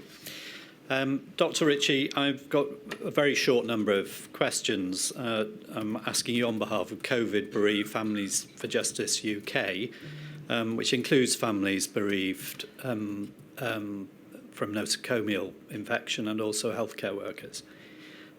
You've touched twice, I think, on my first point, which is that when you arrived at NHS England in April 2020, you found that there was no national IPC manual and there was no national England IPC team. Is that right? That's correct. Obviously, it wasn't your fault that there was neither of those, but did you learn in the course of the handover or the arrival why that or those gaps had been? I'm not aware what the rationale for that was. Yeah. But obviously you come from Scotland, where you'd had a similar role in relation to the manual, and you had a national manual there. Did you not ask your colleagues as to why the structures simply weren't there? I was working in a different NHS organisation in a different country. That said, the National Infection Control Manual for Scotland was something that was added as an ambition into the 2019 5-year UK antimicrobial resistance national action plan, that England would adopt the manual, and we have indeed done so. Yes, okay, that's helpful. It isn't in fact an answer to the question.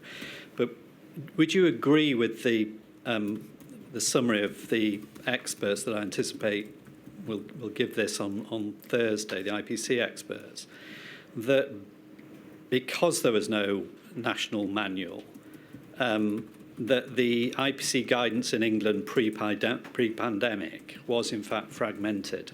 It came, the IPC guidance that people were following or looked to follow came from professional societies with an expertise in infection, or professional bodies, or PHE. There's a fragmented picture. I can't comment on that. I wasn't working in NHS England at the time. Okay, but I mean, you arrived in April. What did you find? You didn't find a national manual, so the guidance that was there, you'd be cited on, you'd look at. It was fragmented. Is that right? So at the time that I arrived, we were working on UK guidance for SARS, COVID-19. So I suppose I wasn't looking at the wider IPC guidance for other specific pathogens that was available. And I, to currently and then and now, Public Health England are the advisory body on specific pathogen guidance. Okay, but the work of the cell and your subsequent work on COVID from when you arrived sat on top of the existing IPC guidance that was available, didn't it? It was complementary to the general IPC guidance that was there.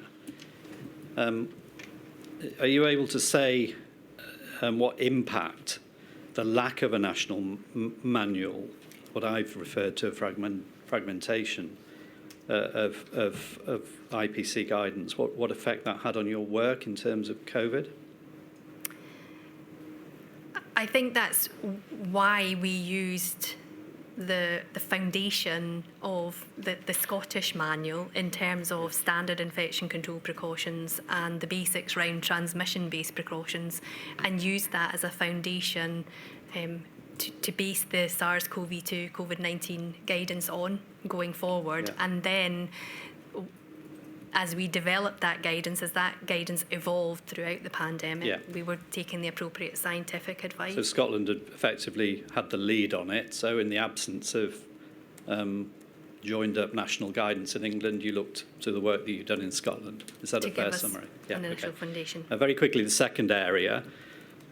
Would you agree that traditional views about IPC were firmly ingrained and hard to change? I disagree. I think there was established modes of transmission that were set out, defined in international and national pre-pandemic guidance across many countries, the WHO. I don't think we were wedded to that. Had the science and our expert colleagues, science colleagues, told us that there was a change, then we would have followed. All right, I've lifted that as a quote from the expert report, so we can go back and ask them when they give their evidence on Thursday.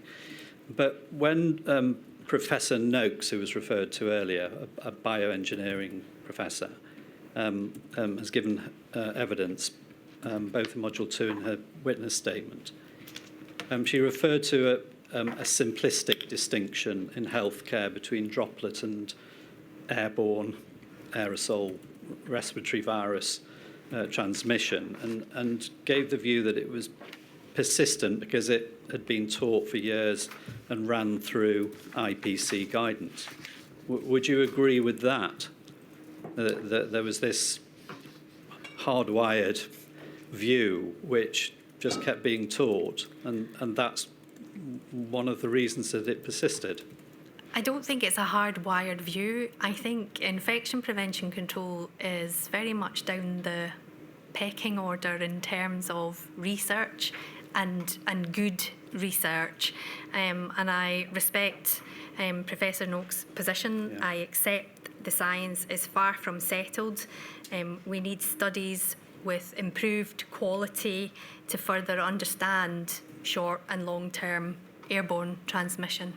But we were not wedded to those. They were a foundation that existed in all of the international and national guidance, and if evidence demonstrates that that is incorrect, then the guidance will shift. Okay. Finally, this then, would it follow? Would you agree that there was a reluctance to acknowledge airborne transmission because there was an emphasis on looking for the evidence of aerosol transmission rather than the possibility that it would persist, it would exist?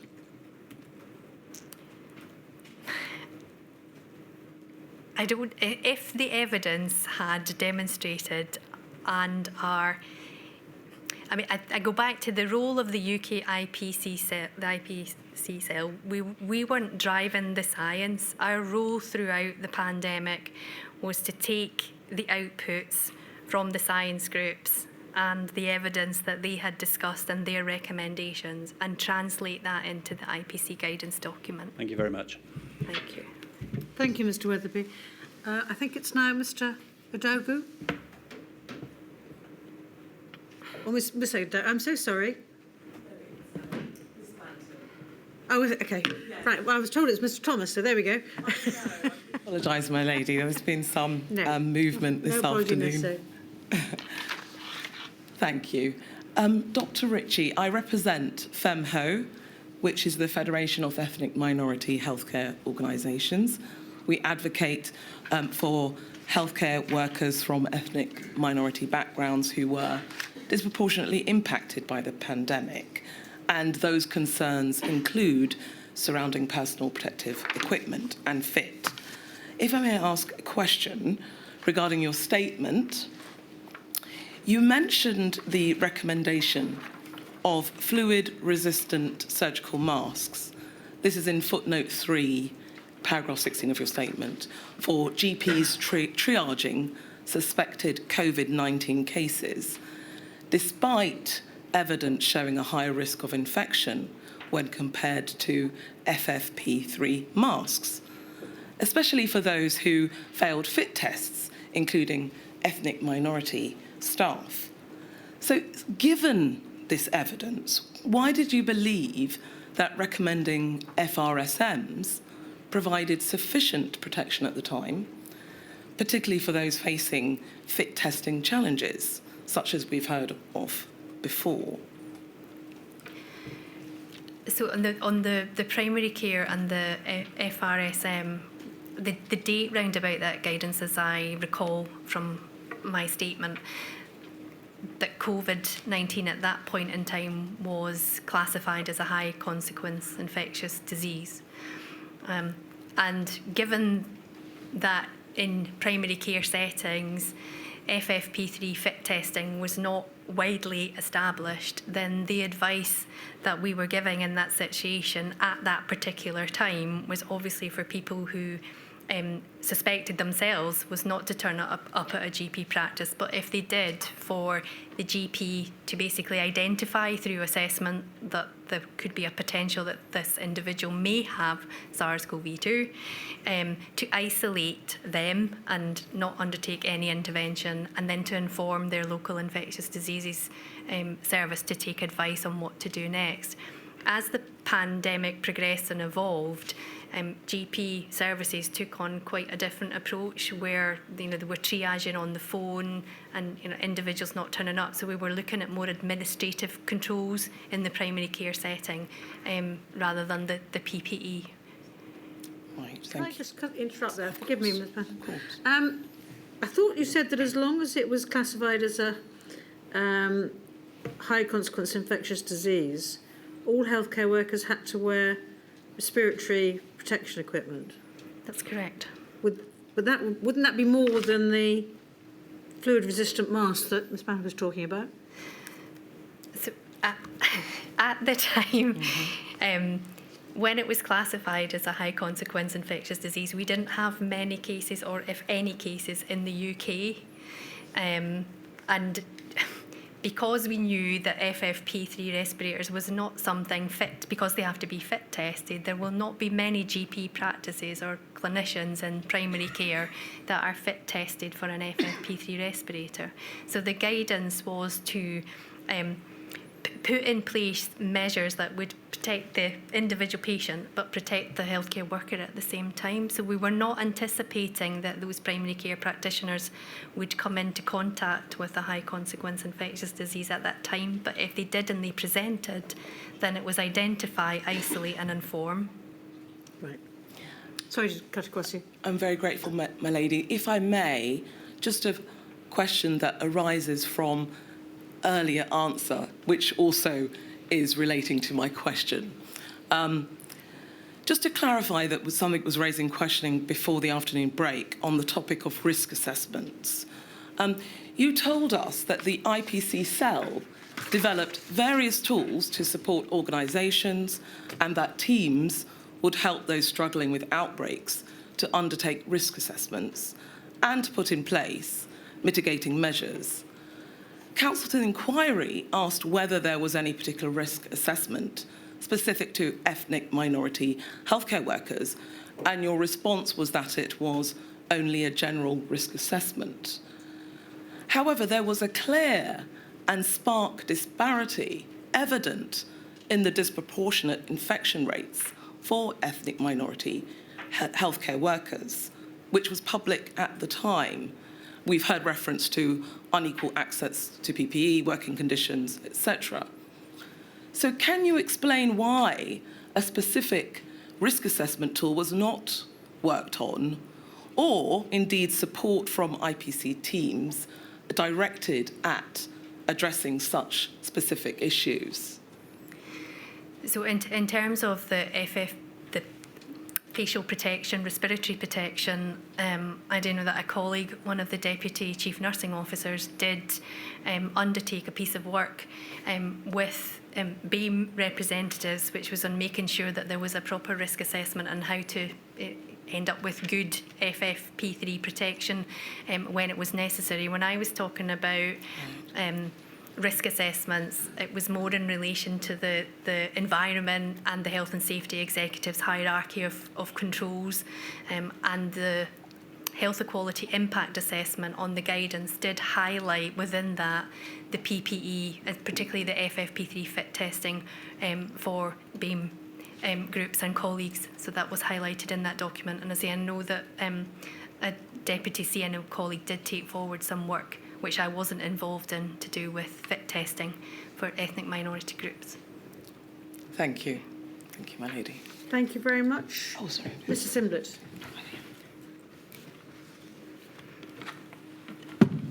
Thank you, my lady. Dr. Ritchie, I'm asking questions on behalf of the COVID Airborne Transmission Alliance in connection with, first, some issues in relation to IPC guidance and its applicability. Now, can I have your witness statement on screen, please? It's INQ 000 421 939 and internal page 12. While that's being located, Dr. Ritchie, your witness statement for this module, and I think it's your only witness statement, is dated the 23rd of July 2024, so barely 7 weeks or so before we began, and well after disclosure of the infection, of the expert statements and so on in relation to transmission science. So could I have paragraph 40 put on the screen, please, and zoomed in? It's at the bottom of the page. What you've told us there is that effective IPC guidance must be broadly applicable. IPC strategies are not specific to any one pathogen and generally apply to all routes of transmission. So with that in mind, Dr. Ritchie, any pathogen or a pathogen is any microorganism that can cause disease. And some pathogens, this is obvious, I would have expected, are more serious and harmful to human health than others, and they are called serious pathogens. Is that right? Correct. And those include TB, MERS, SARS-1, and even some more common ones, such as measles. Is that right? Correct. And with TB, healthcare workers will wear respiratory protective equipment when dealing with cases. Is that right? That's recommended. Yes, and local risk assessments are not required for TB. They are recommended. Right. Why is COVID-19 any different from TB? COVID-19 is different from TB because the predominant mode of spread for TB is airborne. For COVID-19, the predominant mode of spread is droplet and contact. Is that still your position in this inquiry today, after all the evidence we've heard, that the primary mode of transmission for COVID-19 is droplet and contact? That's my position. So what you've said at paragraph 40 needs to be looked at in this context as well, doesn't it? But when it comes to respiratory protection for healthcare workers, you think that those who are guarding against COVID-19 require less than is required for TB. It's not just, what I've tried to explain in the last couple of hours, is not just the respiratory protective equipment. It's making sure that the environment and the hierarchy of controls is applied and risk assessment is applied as well. Paragraph 40 saying about effective IPC guidance must be broadly applicable is because pathogens generally don't just transmit by one route. They generally transmit by many routes. And when it says IPC strategies are not specific to any one pathogen, that's the approach. IPC is multifaceted. There is no one single thing like hand washing that's going to make a difference for a pathogen. It's multiple interventions that are reliably applied all of the time. And the monitoring of that is happening all of the time to ensure that those things are in place. Right. Now, one of the things that you've mentioned at various points in your evidence is risk assessments, and you've spoken of local risk assessments and healthcare workers' own risk assessments. Do you accept that with a disease such as COVID-19, where you can't see it or hear it or smell it or anything like that, that it's essentially impossible for an individual healthcare worker to undertake their own individual risk assessment? But that individual there is an assessment done on the individual, and the individual may have signs and symptoms. They may be tested, so you would have some idea of someone being suspected or known to have that pathogen. And the high risk assessment is and should not be new to healthcare systems. In the Health and Social Care Act, the Code of Practice for Infection Prevention and Control mentions risk assessment many, many times. And it is something that should be put in place across every healthcare facility to make sure that people are looking at ventilation systems and assessing the environment and making the environment as safe as possible for patients and staff and visitors. No, but in terms of doing their own individuated risk assessment to protect themselves, the healthcare worker, it's almost impossible, isn't it? I'm not quite sure I follow your question. The disease against which they are guarding is one that cannot be seen or smelt or heard or whatever. So for them to suddenly sit down and start deciding what they ought to do to guard against it, as opposed to being assisted and instructed in what to do by a specialist infection prevention control guidance, is effectively impossible, isn't it? But that could then be said for many pathogens, like MRSA or C. diff. You do an assessment of the patient, you look for signs and symptoms, you may take some tests, and on the basis of your clinical assessment, which our healthcare workers are doing every single day, they are seeing patients with suspected and known infections in many of the healthcare settings. So they are making that individual risk assessment depending on also the procedure that they're going to undertake. So the patient may not even have an infection, but they might be going to undertake a procedure where there might be some spraying or splashing of blood, for example. And in that situation, they would clinically risk assess and wear the appropriate PPE. But similar, A, I don't see where this is going, and B, I don't see it on the list of questions I authorise. Right. Well, in that case, can I move to something else? And my lady, we have asked, as you know, over the weekend, there was some material that was highly relevant to the IPC guidance, which was disclosed, well, very recently. We've been working very hard over the weekend to try and assist in formulating questions. It may be that we have to ask for this witness to come back, but we've submitted questions this afternoon and had the email back that we're awaiting your determination, but it's now 4:15. So would you like me to ask them, or would you like me to pursue this in a different way? I'm sorry, I haven't got the foggiest what you're saying, Mr. Simlet. I will only allow for a witness to be recalled if I think it's absolutely and strictly necessary. I've given permission for you to ask certain questions. You may ask them, but just be warned that if you don't ask them, you may not get the opportunity, because I may not agree that the witness needs to be recalled. Right, thank you. Then I shall, can I move on to a different issue, please? It's in relation to the suggestion that, well, it's in relation to what you thought the guidance should lead to, and the confidence that you wanted people to have in it. Could we have on the screen, please, INQ00 398144. And these are an extract from some of the minutes of the IPC cell for the 9th of September 2020. Have you warned our wonderful document manager of the document you want up on screen? Well, I wonder if the question could be summarised with reference to the relevant passage. If you could summarise the question, what's in the document to right, save... okay, if that's easier. And my lady, I'm sorry to be doing this on my feet. This is not any fault of me or those who instruct me or my clients. This is material that could and should, we All would right, Mr. say, Simblett, have been I'm not disclosed. going down But I don't that want to get path now. into that sort of row. So could you carry on with the questions? Yes. You're running out of time. Thank you.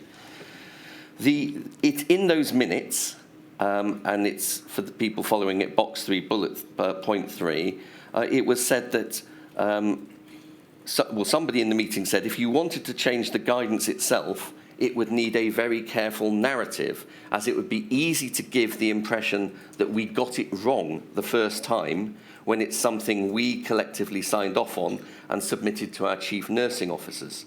Now, that was said in a meeting on the 9th of September. You weren't there, but the minutes came out subsequently. Would you say that sometimes the IPC cell was more bothered about maintaining face than actually and transparently and accurately providing the best and most reliable information? Absolutely not. As a UK IPC cell, it was not about saving face. We were doing our level best to make sure that the guidance that was put out was going to protect our healthcare workers and protect patients. Had that guidance been incorrect, and had we been advised by any of our senior clinicians that the guidance was incorrect, it would have been changed. Right. We were not a rogue cell. Can I go on to a different topic, please? And again, this is this is INQ 000398221, and page 6 of that. These are minutes from the 27th of January 2021, and taking the approach I've just been asked to do, I'll summarise this.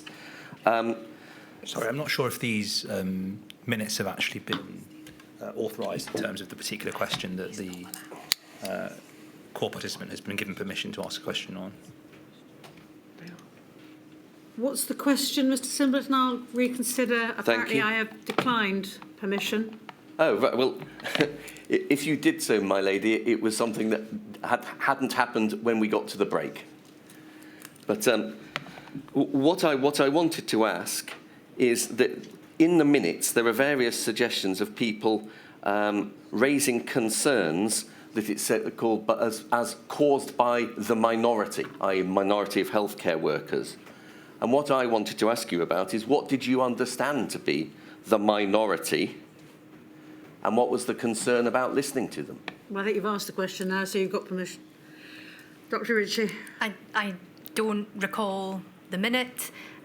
If it's something that I can help with out with this session and provide a written response, I'd be happy to do that. Thank you. There's one more question I'd like to ask, please, and it's this. There are some references in the minutes, including going back as early as March and February of 2020, to concerns that if there are changes, if the guidance on PPE, on changes to PPE is changed, that could affect PPE supplies. To what extent were you worried that the guidance needed to reflect what materials you actually had, what supplies you actually had? So the supply, the purchase, all of the issues round about PPE was not within the remit of the UK IPC cell. We were aware, given the global demand, that might be something that could happen, that there would be a limit or run out of PPE. The guidance was not based on any supply issues to do with PPE. Well, I've got the answer. Thank you. Thank you, Mr. Simblett. One last question, Dr. And I promise you it is the last question. It's been a long day for you, I know. It's a question that's come from the BMA, and you've placed quite a lot of reliance, and many people would understand why, some may question why, on the World Health Organization. Dare I say it, none of us are infallible. And the question comes based on a statement made by, forgive my pronunciation if I get it wrong, Dr. Soumya Swaminathan, the World Health Organization's chief scientist, who stated on her retirement in November 22 that her biggest regret was not acknowledging earlier in the pandemic that SARS-CoV-2 could be spread by aerosols. And I suppose it's really a comment rather than a question, but given that, haven't you, as somebody as exercising an expert capacity, got to be careful about the reliance you place on any one body or one expert, because they may not always be right? Absolutely. I don't disagree with that, and I think a body of evidence is much better than a single view. I think, you know, we've got a long way to go on the research, and I think those clinical medical groups that made a difference was the behavioural scientists and our clinical medical people. The research currently, and this might be something for the way forward, I think a lot of the research grants go to a lot of the omics, like genomics and research in that space. It's not easy to do infection prevention and control research, so it feels like we need to have something pre-made, ready to go to test all of these interventions, because it's really difficult to tease out, well, was it because we put the patient in a single room? Was it because they were wearing an FFP, the healthcare worker was wearing an FFP3 respirator? So I think bringing the operational arm, like us nurses, IPC nurses, with the scientific arm and really bringing that much closer together in research would be a major step forward. Thank you. Thank you very much indeed. As I say, I do realise it's been a long day for you. Thank you very much for all your help.